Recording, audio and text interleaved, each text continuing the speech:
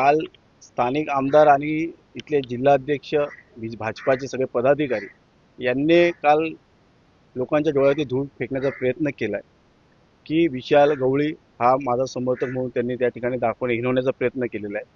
तर अतिशय खोटारडेपणा आणि लाजिरवाणी प्रकार आहे. हे कुठेतरी लोकांच्या डोळ्यावरती धूळ फेकण्याचा प्रयत्न आहे आणि हा विषय जो विशाल गवळीला फाशी किंवा एन्काउंटर देण्याचा विषय हा कुठेतरी डायव्हर्ट करण्याचा हा त्यांचा केविलवाणी प्रयत्न आहे. पण असं काय होणार नाही.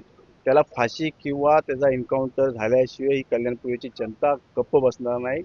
आम्ही या ठिकाणी ठरवलेलं आहे, जसजसे दिवस वाढवतील तसं उग्र आंदोलन होतील. हा कल्याणपुरी शांत बसणार नाही जोपर्यंत त्याला फाशी शिक्षा होणार नाही. त्या ठिकाणी विशाल गवळीचं त्यांनी पेज दाखवलेलं आहे. तो पेज आजपर्यंत कोणालाच त्याचा सर्च केल्यानंतर मिळाला नाही. फक्त भाजपालाच कसा मिळाला? म्हणजे भाजपा ह्या प्रकरणामध्ये पेज बनवण्यापासूनपर्यंत माहीर आहे हे याच्यामध्ये निष्पन्न होतं. माझं असं म्हणणं की तुम्ही ठोस पुरावा दाखवा जे त्याच्यामध्ये तथ्य असेल. खोटे नाटे आरोप करून तुम्ही त्या परिवारासोबत जुडलेले लोक आहात हे नाकारता येणार नाही. कारण गेल्या 5 गुन्ह्यांमध्ये त्याला सर्रासपणे माजी आमदार गणपत गायकवाडांनी वाचवण्याचा प्रयत्न केला. हे तिथल्या स्थानिक लोकांना माहिती आहे आणि स्थानिक पत्रकारांना माहिती आहे. तुमचं पाप लपवता येणार नाही. आणि मला असं वाटतं की ते वाल्मिक कराळची जशी संपत्ती जप्ती केली तशी माझ्यावरती जेव्हा गोळीबार झाला त्याच्यानंतर त्यांचा गणपत गायकवाड यांचा मुलगा वैभव गायकवाड हा सर्रास फरार आहे. त्याची कोणत्याही प्रकारची संपत्ती जप्ती केलेली नाही. कोणाच्या जीवावरती फरार आहे हे सगळे आरोपी?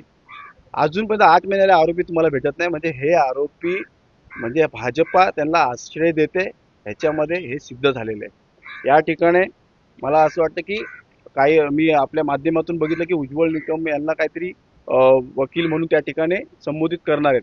आमचा त्यासाठी विरोध असणार आहे. कारण की उज्ज्वल निकम हे भाजपाच्या तिकिटावरती उमेदवार म्हणून लढलेले आहेत. त्यामुळे हा आमचा आरोप आहे, हा भाजपाशी ह्या आरोपीची ह्या कुठेतरी कनेक्शन आहे. त्यामुळे भाजपाचा कोणताही जोडलेला वकील या ठिकाणी आम्ही ऍक्सेप्ट करणार नाही. पोलीस स्टेशनमध्ये काय नेमकं निवेदन दिलं? पोलीस स्टेशनमध्ये आम्ही निवेदन दिलेलं की माझ्या बाबतीत खोटा फोटो दाखवण्यात आलेला आहे. विशाल गवळीचा खोटा अकाउंट बनवलेला आहे. त्यामुळे ह्याची सखोल चौकशी व्हावी की अकाउंट कोणी बनवलेलं आहे. त्यांना अटक झाली पाहिजे आणि ज्यांनी माझ्या नावाचा वापर केलाय त्यांच्यावर सुद्धा गुन्हा दाखल झाला पाहिजे अशी आमची पोलीस स्टेशनला मागणी आहे. एबीपी माझा, उघडा डोळे बघा नीट.